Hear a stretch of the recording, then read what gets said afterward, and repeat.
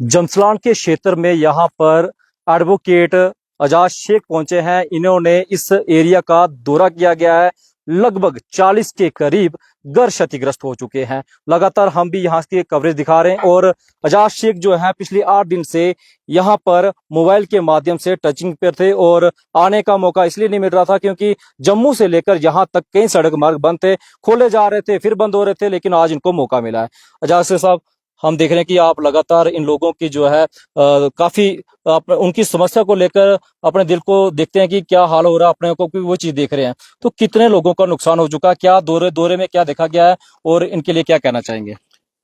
देखो, मैं आपकी माध्यम से एडमिनिस्ट्रेशन और मौजूदा सरकार को ये बताना चाहूंगा कि हमने जब यहाँ विजिट किया तकरीबन 40 घर तो जद के अंदर हैं जी। लेकिन उसके बाहर भी जो एडजाइनिंग एरियाज की बिल्डिंग्स हैं, जमीनें हैं, वो भी दरारों में बदल गई हैं और वहाँ रहना अनसेफ है।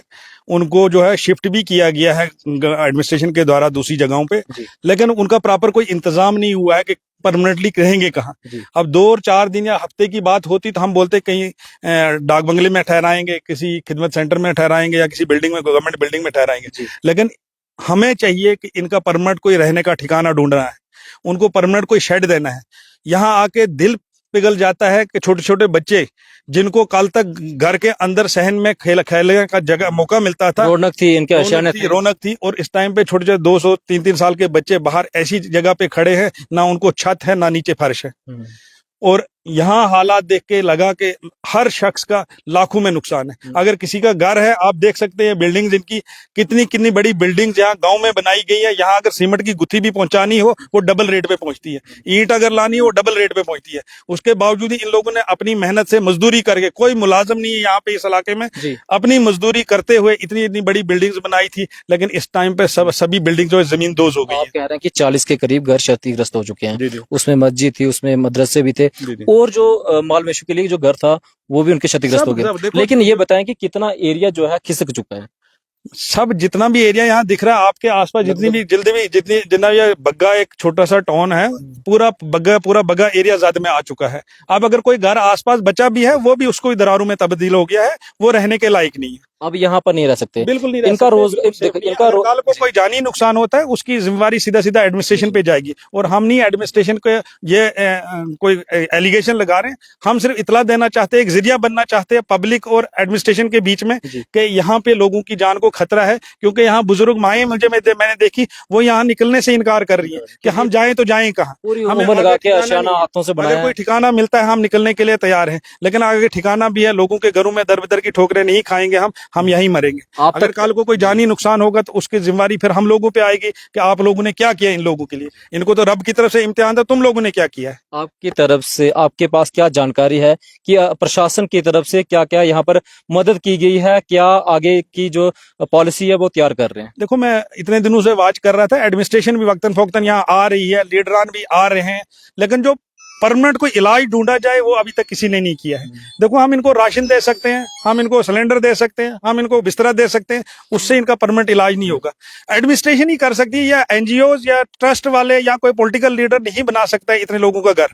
ये अगर कोई कुछ देर के लिए हेल्प कर सकती है, ये गवर्नमेंट ही कर सकती है, मौजूदा सरकार ही कर सकती है। हम उमरुद्दुल्ला साहब से दरख्वास्त करेंगे कि आप विजिट करें। आप तो चीफ मिनिस्टर है जम्मू कश्मीर की सरकार के एलजी साहब को दरख्वास्त करते हैं कि आप एक विजिट करें, यहाँ के लोगों की हालात देखें और फिर डिसीजन ले लें कि इन लोगों को शिफ्ट अगर करना है कहाँ का करना है। बहुत सारी गवर्नमेंट बिल्डिंग्स खाली पड़ी हुई हैं, जम्मू में भी पड़ी है, रियासी में भी पड़ी है, मोहर हेडक्वार्टर पे भी ढूंढी जाएगी अगर बनाई, और बिल्डिंग तैयार की जा सकती है। कम से कम 2-2 कमरे इनको सर छुपाने के लिए कहीं दिया जाए। इनके बच्चों की तालीम, आप चाहते हैं कि इनका परमानेंट सोल्यूशन निकालना चाहिए। एक ही इलाज है, परमानेंट इनको कोई है बैठने का ठिकाना बनाया जाए। सवाल एक और है, ये जो इन्होंने फसल लगाई थी इसी से इनका रोजगार चलता था, इन्होंने जो यहाँ पर फल के पेड़ लगाए थे वो तबाह हो गए, जो माल मवेशी थे वो आधे भाग गए, आधे दिख नहीं रहे हैं, वो तबाह हो गए। तो इनका रोजगार के लिए भी तो कुछ ना कुछ सोचना। मैं वही बता रहा हूँ कि यहाँ पे हर शख्स का लाखों में नुकसान है। घर गिर गया, फसलें गैर आबाद हो गई, जमीनें गैर आबाद हो गई हैं, माल मवेशी कोई निकल गया इधर से उधर, अगर है भी कहीं उसको रखने के लिए जगह नहीं है। पहले तो इनको ठिकाना ढूंढना है बैठने का, उसके बाद फिर रोजगार के बारे में सोचना है। पहले आप उनको घर सर छुपाने के लिए जगह तो दे दो, वो तो गवर्नमेंट के हाथ में है।